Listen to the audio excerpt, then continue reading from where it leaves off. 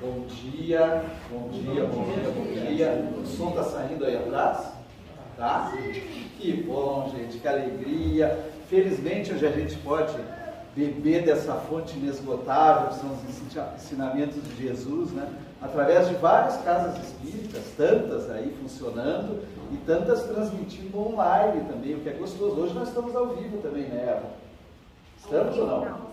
Gravamos e depois colocamos no YouTube, né?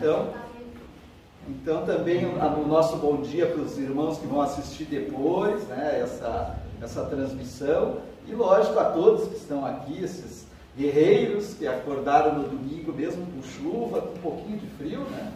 Mas para a gente alimentar a alma é sempre importante até fazer um certo esforço que é recompensável. Jesus ensinava muito sobre isso, o quanto a gente recebe a recompensa pelos nossos esforços. Então depende também da gente fazer um pouquinho, tá certo?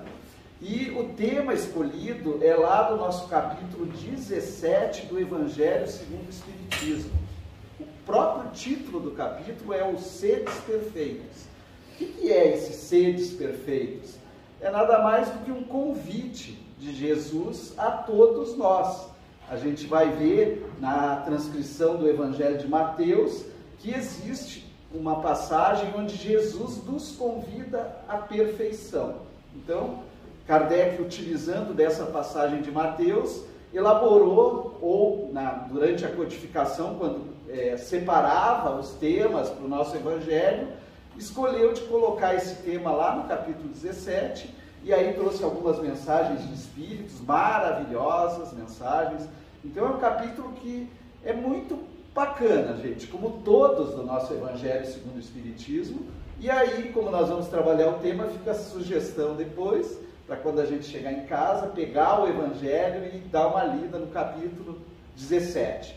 Além do capítulo 17, nós pesquisamos o Livro dos Espíritos, sempre, que é uma obra também, a obra que deu origem à doutrina espírita, né? E que traz também muitos conteúdos, inclusive sobre esse tema, sobre a evolução espiritual, sobre como o espírito foi criado, de que forma, por quem ele foi criado e como que ele caminha no seu processo evolutivo. Também utilizamos o livro, né, ou uma coletânea de Carlos Torres Pastorino. Carlos Torres Pastorino já desencarnou nos anos 70, se não me engano, mas deixou uma quantidade de obra maravilhosa. Talvez uma que todos conheçam é aquele livrinho de mensagens pequenininho, que é espetacular, desse autor, Carlos Torres Pastorino. E também esse Sabedoria do Evangelho. Não existe, infelizmente, mais edição escrita dele. Então não é publicado mais, pelo menos eu não encontrei. Mas são 8 volumes maravilhosos para quem tiver interesse e que estão em PDF na internet. Então basta pesquisar lá. Então a gente vai usar os comentários do Carlos Torres Pastorino para encorpar, digamos assim, o estudo sobre os sedes perfeitos. E como que a gente começa a falar dessa perfeição? Primeiro, eu gosto sempre de trazer algumas reflexões iniciais para a gente pensando a respeito do tema. Então, a ideia inicial é que a gente se pergunte, eu faço isso quando eu elaboro o material, a respeito das questões trazidas, e que se alguém quiser, logicamente, comentar, fique à vontade, né? Aqui a gente está entre irmãos, entre amigos, então todos têm a possibilidade de se manifestar. Mas a primeira pergunta que me surgiu quando eu começava a preparar esse material é: o que é ser perfeito? Dentro, logicamente, do conceito do Cristo, porque a gente está trabalhando com uma mensagem de Jesus. Então, o que será que é ser perfeito para Jesus? Dentro do que a doutrina espírita nos diz, o próprio Cristo é um espírito perfeito, né? Um espírito crístico. Nós temos uma classificação que Allan Kardec fez lá no Livro dos Espíritos sobre os espíritos, né? Várias classificações espirituais. Nós, por exemplo, nós somos espíritos imperfeitos, na grande maioria, porque o nosso mundo também é um mundo ainda imperfeito, então os espíritos que encarnam nesse mundo também são imperfeitos. Mas o Cristo que encarnou na Terra era um espírito, ou melhor, né? Não deixou de ser, continua sendo, é um espírito crístico, portanto um espírito puro, lá no topo da escala. Então, dentro do conceito espírita, espírito puro, né, ou perfeito, como Jesus propõe, é aquele que atingiu o topo da escala evolutiva. E isso, logicamente, se dá em milhares e milhares de encarnações, em vários mundos, ou às vezes num único mundo, dependendo, mas na maioria das vezes em alguns mundos, porque a gente percebe que o mundo como o nosso, o mundo material, que é a Terra, ele em si não vai durar eternamente ou para sempre. A Terra tem um prazo de validade, como sendo um mundo material. Mas os espíritos que encarnam na Terra, esses não. Esses vão continuar, se precisarem reencarnar, mesmo depois que a Terra não existir mais, vão reencarnar num outro mundo. E se já não necessitarem da encarnação, vão continuar o processo evolutivo no mundo espiritual, que é o verdadeiro mundo, a verdadeira pátria. Mas o que é esse ser perfeito para Jesus, né? E o que é, ou melhor, por que ser perfeito? Será que é o nosso objetivo de cada um? Será que é isso que nós desejamos? Ou será que nós estamos encarnados aqui na Terra só para viver essa única encarnação dentro do que nós pensamos individualmente? Será que o nosso propósito aqui, quando encarnado, está limitado à nossa vida atual, ou será que nós pensamos como espíritos imortais? Será que nós estamos aqui preocupados em nos melhorarmos a cada dia, ou apenas ir para o trabalho, voltar para casa, educar nossos filhos, nos relacionarmos com nossa família, com os nossos amigos, só visualizando e só pensando na encarnação atual? Isso é uma pergunta que cada um de nós deve se fazer sempre, a cada instante, a cada momento. O que eu estou esperando dessa encarnação? Qual é o meu propósito? Né? Por que ser perfeito? Se Jesus convidou, será que eu preciso disso? Então, um outro questionamento bem interessante. E por fim, se eu chego à conclusão que é uma boa ideia buscar a perfeição, o que eu preciso fazer? Qual é a minha tarefa diária? Né? Quando eu levanto pela manhã, né? Quando eu saio, quando eu vou para o trabalho, quando eu vou me relacionar com meus familiares, o que eu preciso fazer para ser melhor hoje e futuramente ser perfeito? E aí nós começamos, né, tentando entender como nós fomos criados. Nós sabemos que nós somos espíritos, todos nós, a doutrina espírita nos diz, todos somos espíritos em uma experiência encarnada hoje. Alguns que estão presentes hoje são espíritos numa situação desencarnada, no plano espiritual, porque nós sabemos que nós estamos sempre volteados, né, na nossa volta se encontram também espíritos, sem carne. Mas como que nós somos criados? Como que nós somos? E aí, lá na questão 115 de O Livro dos Espíritos, Kardec perguntou, e os espíritos responderam que foi Deus que nos criou. Olha que bacana, Deus, embora a gente não consiga compreender muito bem, Deus foi Ele que nos criou. E Ele criou todos nós, espíritos, de maneira simples e ignorante. Esse é o conceito que o Livro dos Espíritos, a doutrina espírita, oferece a nós, espíritas, a respeito de o que nós somos aqui na Terra. E a cada um de nós, Deus deu uma missão. Todos nós temos uma missão. A cada encarnação, de repente, ela pode mudar um pouquinho. Ou seja, o meu objetivo numa encarnação é diferente do objetivo que eu vou ter na outra encarnação. Mas a todos nós, Deus concedeu essa missão ou esse objetivo. Mas essa missão tem como fim nos esclarecer, nos ensinar. Então, vinculada à nossa missão, o grande objetivo é o aprendizado para cada um de nós e nos fazer chegar à perfeição. Então, o destino de qualquer espírito encarnado é chegar à perfeição, porque Deus quer dessa forma. É um desejo da divindade, de quem nos criou. Então o objetivo e o propósito é nos tornar espíritos melhores e puros. E nesta perfeição é que eles encontram, nós espíritos, a pura e eterna felicidade. Portanto, a verdadeira felicidade, que às vezes a gente busca, ela só vai ser encontrada quando nós nos tornarmos espíritos melhores, mais realizados, quando a carne não influenciar tanto em nós, quando a matéria não influenciar tanto em nós e nas nossas atitudes. Então, lá, nesse instante, nós encontraremos a eterna felicidade.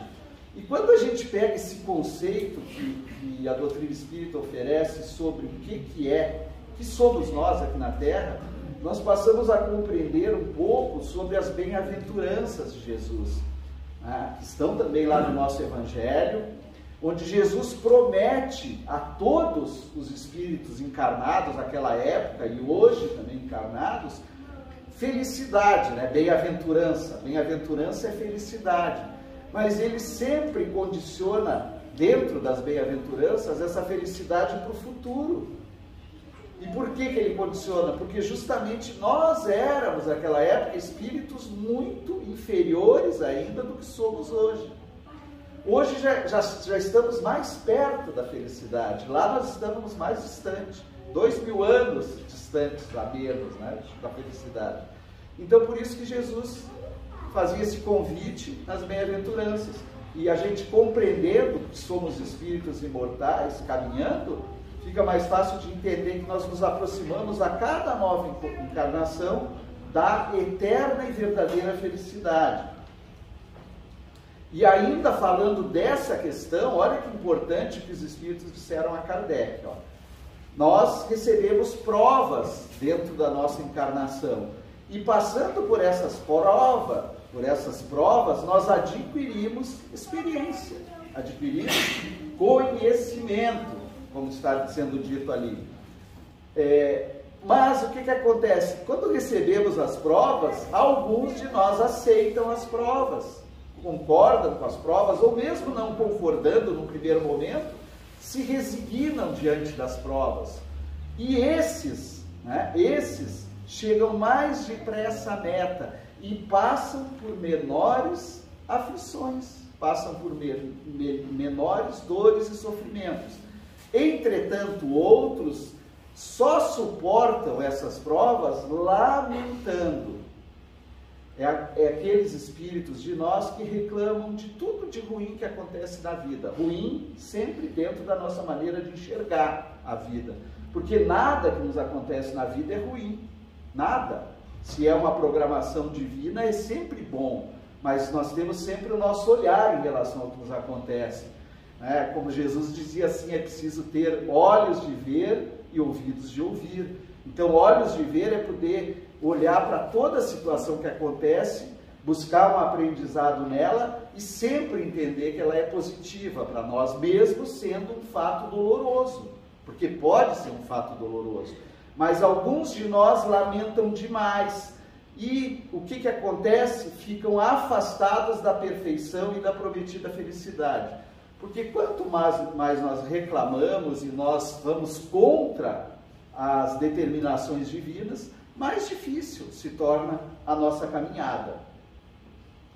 Mas o que é ser um espírito puro? Dentro do que o Espiritismo nos conta, nos fala. Está lá na questão 113.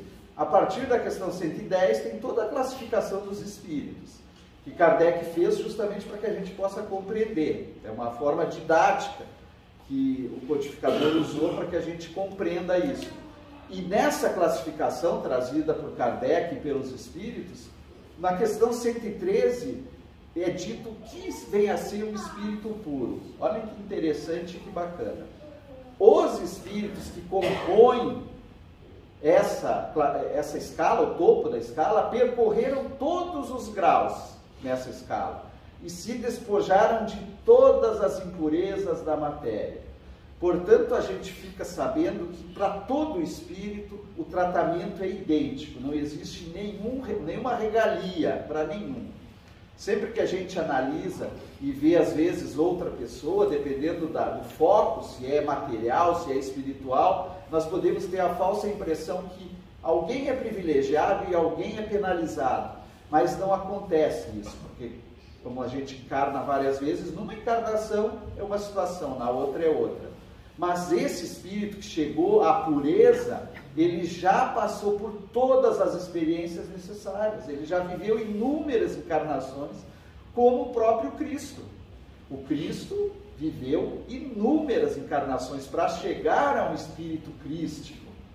Lógico que ele não viveu essas encarnações na Terra, porque ele foi o elaborador desse planeta, segundo nos diz Emmanuel lá no A Caminho da Luz.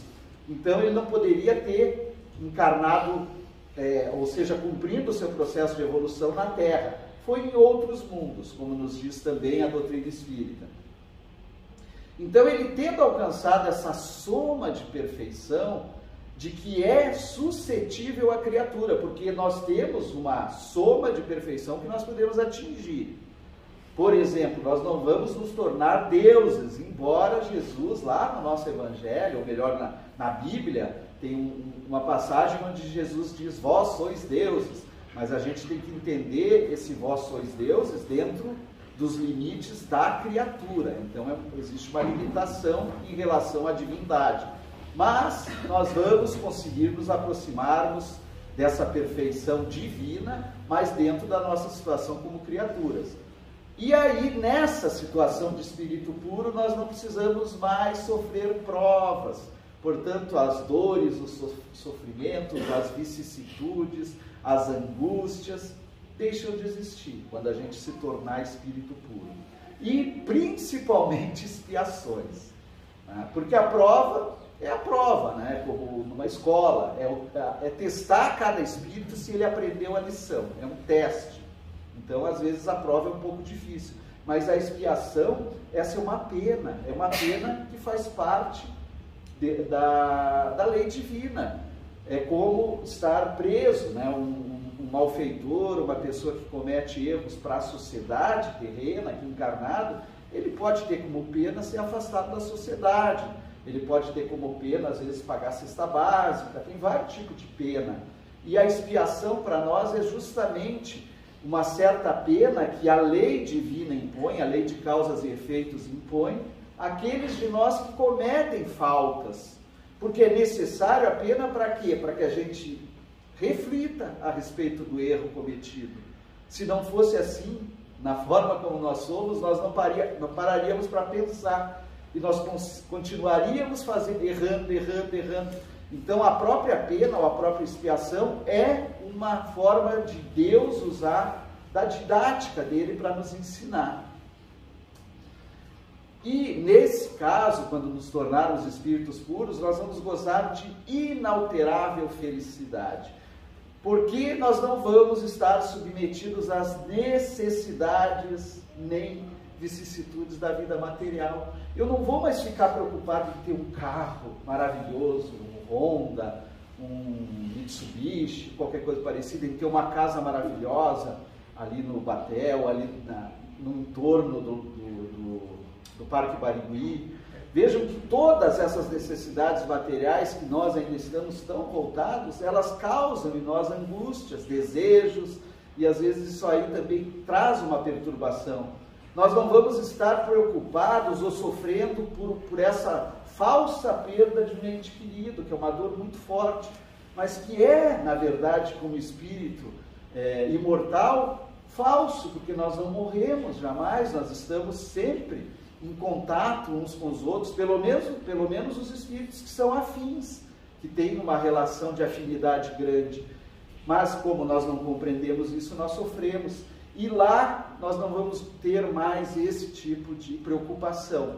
As nossas questões vão ser totalmente outras. Por isso que a felicidade é aquela que a gente talvez busque, né? Esses espíritos puros, segundo nos dizem os benfeitores, são os mensageiros e os ministros de Deus. Portanto, todos nós vamos nos tornar ministros de Deus, ou seja, auxiliares diretos de Deus, para que Ele possa sempre estar gerindo o progresso da humanidade como um todo, em todos os mundos que existem.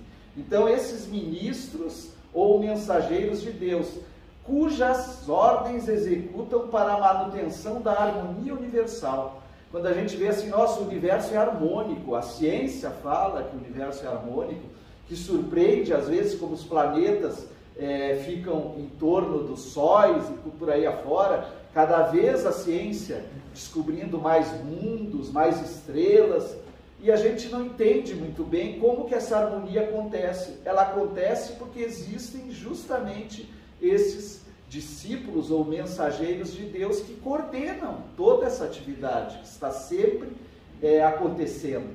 Olha que interessante, né? Esses dias eu escutava, eu acho que um momento espírita, que falava que a Terra, ela anda dentro do universo, na Via Láctea, né? Viaja numa velocidade que eu não me lembro qual é, mas astronômica.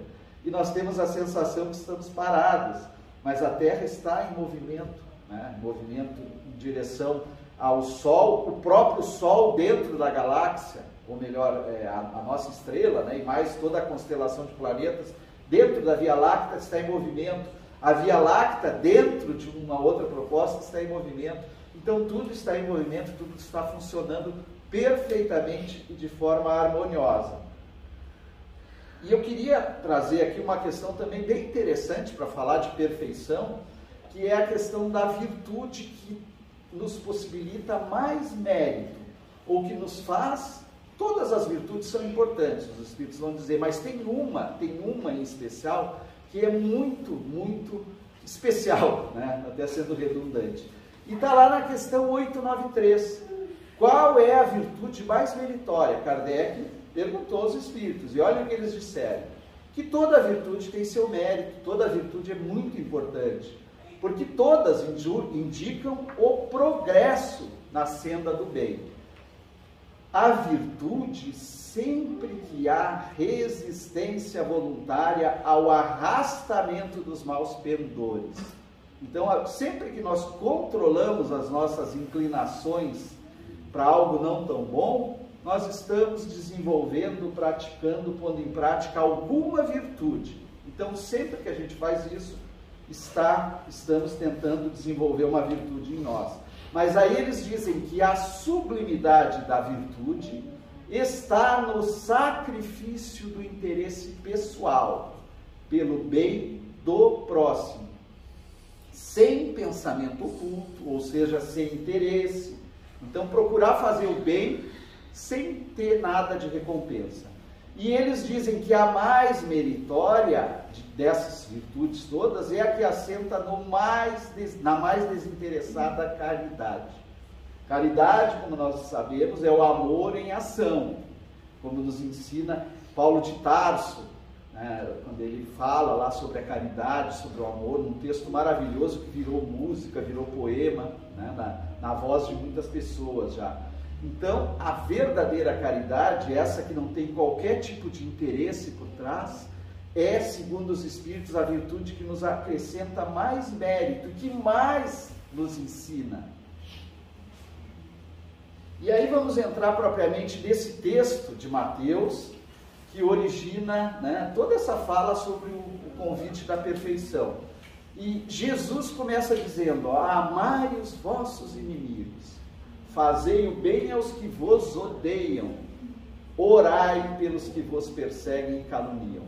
Kardec usou essa passagem para falar no capítulo da perfeição, dando a entender a todos nós que o amor ao próximo e principalmente o amor aos inimigos é talvez a virtude mais importante que a gente precisa praticar para nos tornarmos pessoas, espíritos melhores, né? Então, amai os inimigos, olha que interessante. E aí Jesus explica, né? Porque se somente amardes os que vos amam, que recompensa tereis disso? Não fazem assim também os publicanos? Se unicamente saudardes os vossos irmãos, que fazeis com isso mais do que os outros? Não fazem também os pagãos? Então, você amar aqueles que estão próximos de você é muito fácil, é isso que Jesus está dizendo, é muito fácil. Amar um filho, amar um pai, uma mãe, amar um irmão, embora nós tenhamos as nossas dificuldades, às vezes, por questões espirituais, Mas é muito fácil amar aquele amigo em que eu tenho uma afinidade enorme, porque já vivi com ele muitas experiências. É muito fácil. Mas o grande objetivo nosso aqui na Terra é amar justamente aquele que nos faz mal, o nosso inimigo. E aí ele faz a proposta no finalzinho da fala: sede, pois, vós outros perfeito, como perfeito é o vosso Pai Celestial. Levando em conta sempre que essa perfeição proposta por Jesus é relativa. Ele nos dá o modelo de Deus, porque se a gente analisar Deus, o tratamento que Deus dá a cada um de nós, leva a crer que Ele tem um amor tão grande por nós, tão grande, e Ele não distingue nenhum entre nós, nenhum. Todos são tratados da mesma maneira, dentro da lei divina. E é por isso que parece a mim que Jesus usa Deus como um modelo, né? Ele diz assim, ó, seja perfeito como Deus. Mas é lógico que a nossa perfeição vai ser sempre, sempre relativa. E aí eu vou trazer já a sabedoria do Evangelho para ir comentando essa fala de Jesus, né? Olha o que o Carlos Torres Pastorino diz. Ele primeiro situa a fala de Jesus à lei antiga de Moisés. E ele vai dizer que Moisés falava que deveria se amar ao próximo. Mas quando se tratava do inimigo, daquele que os judeus não tinham um relacionamento bom, e ele cita os povos ali, amonitas, moabitas, amalecitas. Então eram povos inimigos dos judeus. Moisés, na Bíblia, na lei mosaica, na legislação que precedeu o Novo Testamento, a palavra do Cristo, ele recomendava o amor, mas ele recomendava o amor entre os afetos, não o amor entre os desafetos. E aí o Pastorino traz a orientação de Jesus, e essa eu procurei destacar bem ali, inclusive em letras maiores e em vermelho. Jesus ordena, Jesus não convida, ele determina. Claro que como nós somos espíritos que têm livre-arbítrio, nós aceitamos ou não, mas tendo sempre em mente que num momento todos nós vamos aceitar essa lei, ou melhor, essa ordenação, essa determinação de Jesus, porque isso é melhor para nós. Então quando a gente compreender, nós vamos fazer isso. Mas Jesus ordena que os inimigos devem ser amados e não apenas perdoados, que se deve fazer o bem a quem nos faça o mal. É fácil fazer o bem a quem faz o mal? O que vocês acham? É fácil? Não é, né, gente? Eu acho que alguém aqui me disse, não, cara, não é fácil, não é fácil amar, né? Quem nos faz mal, amar o nosso inimigo. Ainda bem que não caiu no computador. É claro que não é fácil, é muito difícil. Justamente é difícil por quê? Porque nós somos imperfeitos.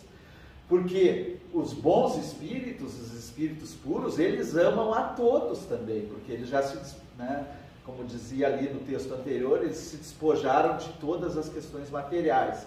Mas para nós não é fácil. Abençoar os que nos amaldiçoam. Imagina você enviar bênçãos àquele que está te desejando só a maldade. Mas orar pelos que nos difamam. Orar. Eu acho assim que a classificação que Jesus deu às palavras dele, se a gente pegar na posição inversa, talvez seja um caminho para a gente conseguir fazer isso. Porque orar por aqueles que nos fazem o mal, nos difamam, nos caluniam, talvez seja melhor, talvez seja mais tranquilo, porque a oração não necessita do contato.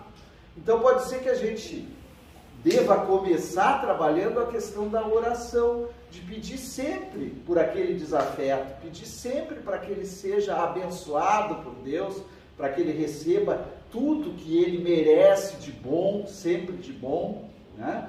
Então orar pelos que difamam e pelos que nos perseguem. Mas eu achei muito interessante lá no Sabedorias do Evangelho, quando o Carlos Torres Pastorino nos mostrou por que a gente deve amar os inimigos, orar pelos que nos caluniam. E ele vai dizer adiante, né? Eu pus aqui a pergunta para nós, né? Por que fazer o bem a quem nos faz mal e amar ao inimigo? Olha o que o Carlos Torres Pastorino diz. Ele fala que aí, nessa orientação de Jesus, do Evangelho, reside a grande sabedoria, a maior sabedoria de todas. E ele dá um exemplo. Por exemplo, consideremos o mal, a maldade, como o negativo, um negativo. Então, menos um é fazer o mal. Quando eu faço mal para alguém, eu estou mandando menos um para ele. O bem é o um positivo. Então, quando eu faço bem, eu estou enviando um positivo. E quando eu perdoo, o perdão é neutro nesse exemplo de Pastorino. O perdão seria o zero. Então, se alguém vem e me faz um mal, e eu retribuo com mal, o que acontece? Então, a pessoa me envia menos um e eu devolvo para ela menos um. Para o universo, para tudo que está acontecendo, nós estamos devolvendo o mal em dobro. Nós dois estamos gerando uma energia do mal em dobro. É isso que ele vai nos dizer, ó. Menos um com menos um dá menos dois. Então, mal feito mais mal retribuído é o mal em duplo. Mal em dobro, né? Igual ao mal propagado. Mas e quando alguém me trata com maldade e eu apenas perdoo essa pessoa? Que é importante, Jesus que ensinou que deveríamos perdoar, né? Aí a pessoa me envia menos um, que é a maldade, eu devolvo zero, porque o perdão é neutro. E o que vai acontecer? Ainda nós vamos ter a maldade, que é o menos um. Então ainda vai existir o mal. Mas aí quando alguém me envia o menos um e eu devolvo com o bem, então me fez o mal e eu retribuo com o bem, o que acontece? Eu estou anulando a maldade. A gente está tratando da questão individual entre pessoas. Agora imaginemos no momento que toda aquela pessoa que faz mal para o outro receba o bem como retribuição. Nós vamos anulando e nós sabemos que nós estamos mergulhados em energia e tudo que se produz em termos de bem e de mal gera uma energia em que todos os seres que estão aqui, encarnados e desencarnados, estão mergulhados. Quando nós aprendermos a grande lição de Jesus de retribuir com o bem o mal que é feito, nós estaremos neutralizando a própria maldade. E aí o Pastorino continua dizendo assim, pessoal, cuide, ó. Trata-se mesmo de amar os inimigos, o ensinamento de Jesus, que são na realidade nossos maiores benfeitores. Quando a gente conseguir enxergar o inimigo, a pessoa que nos calunia, que nos faz mal, que nos persegue, como benfeitor, a gente consegue devolver com bondade. Pois eles nos ajudam a evoluir mais rápida e seguramente, limando nossas arestas, quebrando nossos espinhos, limpando-nos de nossos defeitos. Olha que bacana a gente chegar ao ponto de receber uma ofensa e olhar para a pessoa e dizer: meu irmão querido, muito obrigado. Legal, né? Uma ofensa, pisar no nosso calo, humilhar a gente e a gente agradecer. Porque sempre que alguém faz isso com nós e nós retribuímos com o bem, ou num primeiro momento apenas calando, essa pessoa está nos ajudando. É isso que ele está dizendo, ela está sendo o grande benfeitor. Então todo espinho que está no nosso caminho, quando a gente vai caminhar lá num gramado lindo e tem espinho, se a gente andar naquele gramado belo e lindo, maravilhoso, a gente vai passar por ele e não vai lembrar. Se a gente espetar umas 3, 4 espinhos no pé, a gente vai ficar lembrando disso aí por um bom tempo, né? E refletindo sobre aquilo. Então as coisas ruins que nos acontecem são verdadeiramente aprendizados, situações que nos fornecem possibilidade de crescer como espírito, porque a gente vai desenvolver virtudes em nós. Então eles são verdadeiros benfeitores, né? Essas palavras do Pastorino. E ele diz mais, ele diz assim, ó: para ser cristão, não basta fazer com os outros, retribuindo com bondade e gratidão aos benefícios recebidos, com alegria para nós, mas retribuindo com a mesma bondade e gratidão, olha só, aos benefícios que recebemos com lágrimas, porque nos fazem sofrer. Então, o verdadeiro cristão, aquele que pode encher a boca dele e dizer, eu sou cristão, não sei se algum de nós aqui já pode fazer isso, né?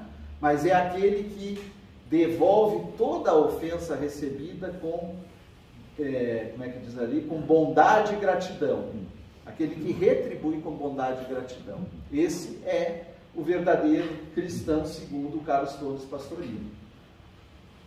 E ele continua dizendo que o Pai Celestial, e aqui eu consegui entender na fala do Carlos Torres Pastorino, por que Jesus toma Deus como aquele modelo, né? Sedes perfeito como o vosso Pai Celestial. Porque o Pastorino diz assim, o Pai Celestial constitui a vida a todas as criaturas, todos, né? Criações de Deus. Boas e más, todos criados simples e ignorantes. Um escolhe um caminho, outros escolhem outro caminho. Justas e injustas, santas e criminosas, sábias e ignorantes. E a todos, igualmente, sem distinções, Ele dá o sol, Ele dá a chuva, Ele dá o ar para respirar, Ele dá a terra para habitar, deixando plena liberdade a todos para que escolham o seu próprio caminho. Então, quer bondade melhor que a bondade de Deus? Não existe. Quer perfeição maior do que a de Deus? Não existe. Claro que a gente sabe. Mas aqui o Carlos Torres está associando toda essa perfeição divina às palavras do Cristo. Deus concede a todos nós as mesmas condições. Aqueles de nós que trilham caminhos equivocados são por pura escolha, mas Deus não priva de nada esses. Deus não diz assim, você que está fazendo mal, não vai ter mais o sol para brilhar de manhã na tua frente, você não vai ter mais o ar para respirar, você não vai ter mais a chuva para te abençoar e para te limpar. Não, Deus faz isso com todos nós. Por isso que Jesus usa esse modelo. Mas aí fica a grande pergunta, né? Mais um capítulozinho de reflexões importantes, né? Olhem só. E aí eu faço a pergunta a mim. Será que é fácil? É fácil amar ao inimigo? Eu acho que a resposta de todos nós vai ser ainda que não é fácil. Dada a nossa condição espiritual. Fazer o bem aos que nos odeiam, será que é fácil? São os conselhos que Jesus deu, são as orientações que Jesus fez. Será que é fácil orar pelos que nos perseguem e caluniam? Talvez. Se a gente se esforçar, eu acho que vai dar para fazer isso, né? Mas a gente percebe que é muito difícil ainda para cada um de nós tratar os desafetos com o carinho e o amor que Jesus propõe.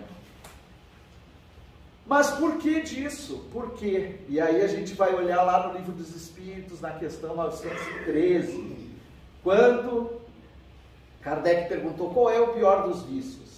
Qual será que é o pior dos vícios? Nós falamos da melhor das virtudes, né? Que é a verdadeira caridade, é o desinteresse. E os vícios? Será que nós sabemos qual é o pior? Ninguém sabe, nunca ouviu falar qual é o pior do vício. O egoísmo? Hã? Gostei de ver. Egoísmo está lá no Livro dos Espíritos, né? Está lá no Livro dos Espíritos. Eu acho que a maioria aqui já leu e sabe, na verdade é que a gente acaba não falando. Mas eu acho que é isso que eles disseram, né? Que o pior dos vícios é o egoísmo. E junto do egoísmo vem mais o orgulho, né? E junto vem a vaidade, esses três, né? Aqueles três inseparáveis. É muito difícil alguém egoísta não ser orgulhosa também. E é muito difícil alguém orgulhosa, não ser vaidoso, vaidosa. Então esses três, eles quase que caminham abraçadinhos. Mas aqui na questão 913, os espíritos vão dizer que o pior de todos, e que nós precisamos fazer esforços diários para debelar de nós mesmos, é o egoísmo. Então temos dito, o egoísmo. E aí fica mais claro entender, né, por que para nós ainda é difícil amar ao inimigo, como ensinou Jesus, porque o egoísmo ainda está muito presente em nós. O egoísmo, ele é governado pelo ego, né, pelo eu, tudo tem que ser bom para mim, tudo deve ser como eu gosto. Então, quando a gente se dá de frente com alguém que contraria esse nosso interesse, por certo que a gente vai retribuir com atitudes ruins, né, equivocadas, justamente porque o egoísmo está muito presente ainda em nós. E aí eles respondem a Kardec que do egoísmo deriva todo o mal, todo o restante da maldade que ainda está tão presente no nosso mundo é derivada do egoísmo. E vem um conselho: estudai todos os vossos vícios e vereis que no fundo de todos há egoísmo.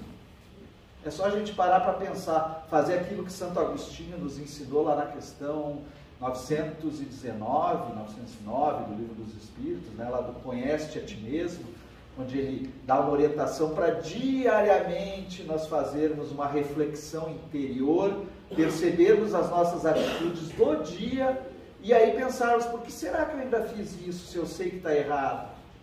E talvez eu fazendo isso eu vá perceber que lá no fundinho ainda está desperto o egoísmo. É isso que eles estão dizendo, né? Por mais que lhes deis combate ou dê combate aos outros vícios, não chegareis a extirpá-los enquanto não atacardes o mal pela raiz. É aquela história da doença, né? Eu tenho uma doença crônica que me atormenta, dor de cabeça. E aí eu vou lá e tomo um analgésico. Pronto, aliviou a minha dor, né? Eu consigo eliminar a dor, mas será que eu eliminei a doença? Aí é uma questão de ver. Provavelmente não, eu paro de tomar o remédio, a doença volta. É a mesma coisa. Eu atacar vícios, que são vícios que se originam no egoísmo, não vai eliminar por completo, porque a raiz, segundo os que eles nos dizem, é o egoísmo. Então eu tenho que trabalhar o egoísmo, que ainda está tão presente em mim. Enquanto não lhe houverdes destruído a causa, a gente não consegue banir os outros vícios, por exemplo, o ciúme, a própria, o que mais? O desejo da posse, né? É tudo fruto do próprio egoísmo.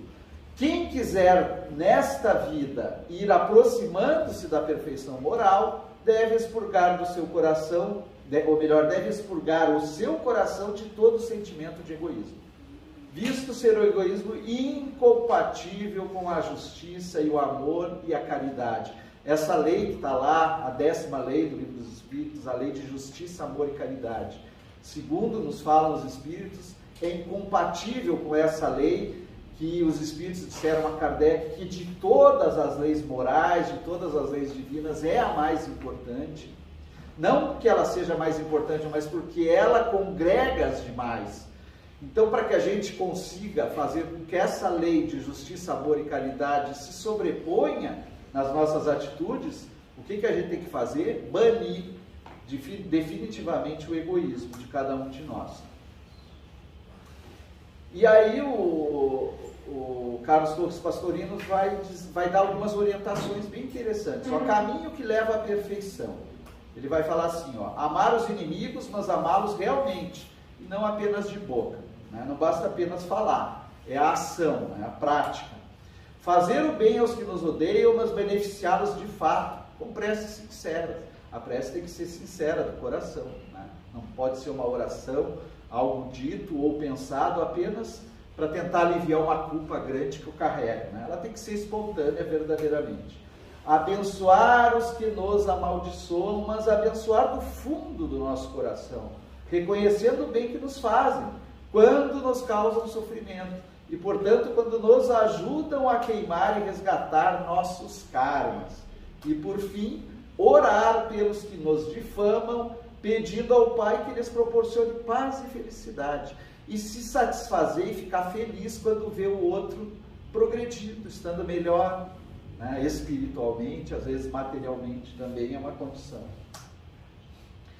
E lá no texto de Lázaro, no nosso Evangelho, segundo o Espiritismo também, a lei de amor, que foi trazida em 1862, olha que coisa linda que Lázaro fala sobre o amor. Esse talvez seja um dos textos mais lindos sobre o amor. Ele diz assim, ó: O amor resume toda a doutrina de Jesus, ou melhor, resume a doutrina de Jesus inteira, visto que esse é o sentimento por excelência.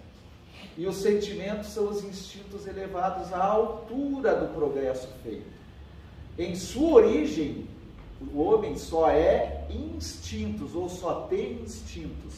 Lá naqueles primeiros instantes da criação dos espíritos, simples e ignorantes, o que se destaca em cada um de nós? O instinto, que é a reação. Então, quando nós reagimos a uma ofensa com ofensa, nós estamos usando o instinto. O instinto está muito presente em nós. Então, nos primeiros instantes, o que se manifesta é o instinto. Quando nós avançamos e vamos corrompendo dentro de nós esse sentimento, o que acontece? Nós passamos a ter sensações. Quanto mais instruído e depurado o espírito é, ele passa a ter verdadeiramente sentimentos. Então, a nossa proposta, o nosso grande desejo e objetivo que devemos ter a cada dia é desenvolver melhor os nossos sentimentos. E lógico, os instintos ainda estão presentes e vão se fazer presentes, mas nós precisamos controlar muitos dos instintos. E ele vai adiante e diz assim, ó, nesta lei do amor total sem restrições, baseia-se a evolução espiritual.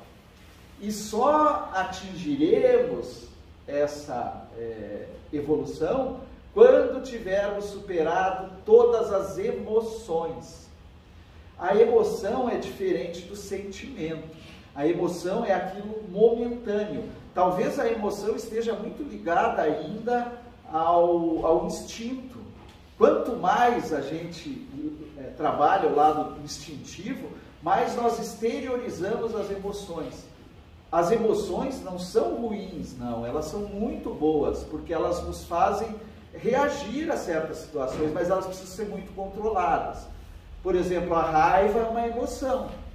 E todos nós passamos pela raiva. Inclusive eu vi um estudo esses tempos, não sei onde, científico, né, que foi publicado, que diz que a raiva, ela dura normalmente 2 minutos no nosso organismo.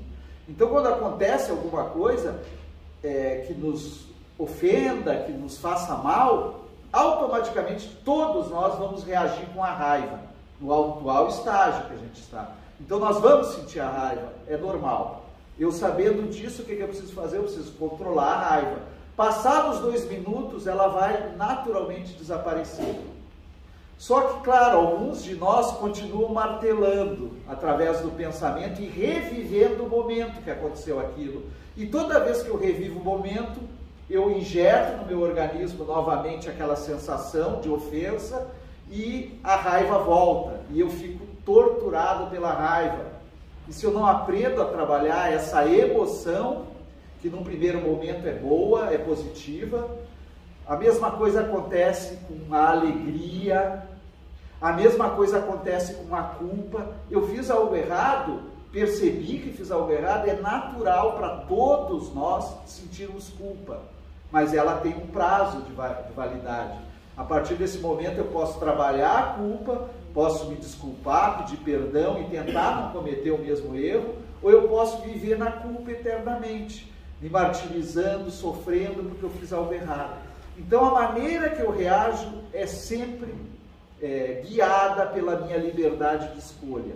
Vale com alegria. Tem alguns de nós que quando estão alegres, eles extravasam essa alegria, às vezes de forma exagerada, né? Pulam, gritam e fazem coisas às vezes que não fica muito legal. Então nós precisamos curtir a alegria, mas de forma tranquila. Isso vale para qualquer emoção, né? Então toda emoção é assim. E quando o Pastorino fala que nós precisamos superar as emoções, é trabalhar as emoções, é desenvolver as emoções, que são, logicamente, coisas positivas que Deus nos concedeu. De tal forma que, se ofendido, não sintamos nenhum movimento de mágoa. Olhem só, a raiva não cuidada, não tratada, ela vira mágoa, vira ressentimento, vira desejo de vingança às vezes. Olha quanto sentimento ruim por conta de eu não ter trabalhado a mágoa, né? Certa que quanto mais evoluído for o ser, mais sentimento ele possui. E aqui ele traz uma explicação bem bacana. Ele diz que, ó, não confunda sentimento com emoção. O primeiro sentimento é do espírito individualidade, do espírito com letra maiúscula. Kardec fez essa diferenciação nas obras básicas. E jamais se ofende nem magoa, porque é inatingível. Esse inatingível não é soberba do espírito, não é assim, eu sou maioral, eu não me ofendo com nada que faz porque eu sou mais evoluído.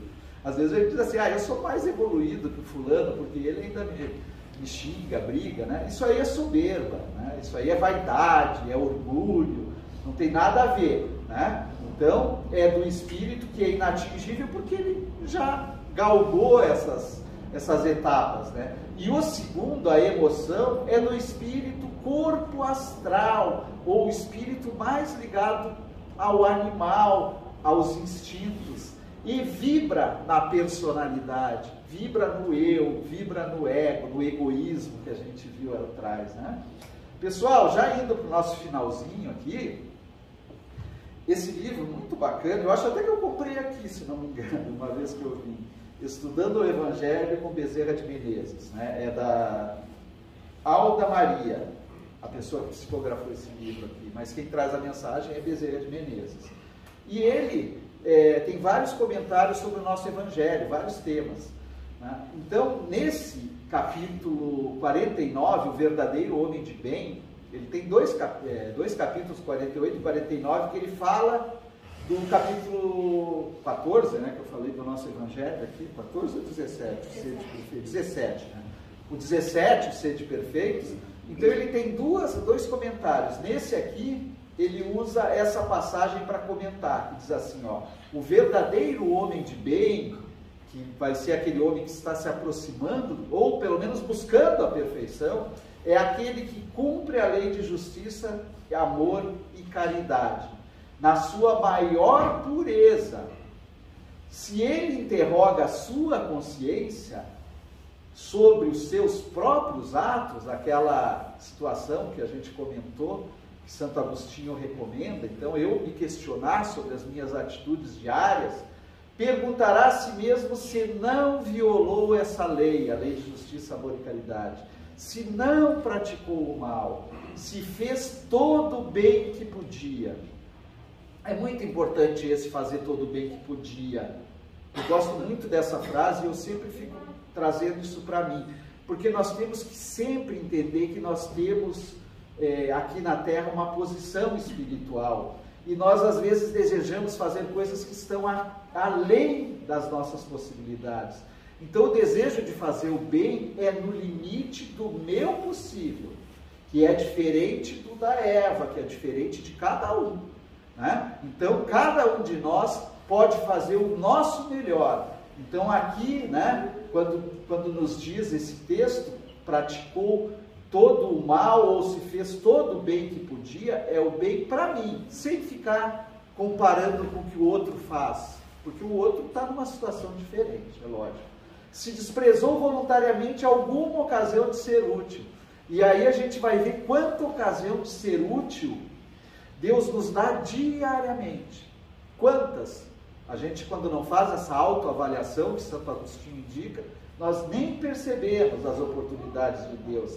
E eu gosto de pegar também essa frase e lembrar daquela parábola dos trabalhadores da vinha, quando Jesus explicava que um certo senhor, rei ou pai de família, saía durante 5 vezes no dia para contratar trabalhadores para a vinha dele.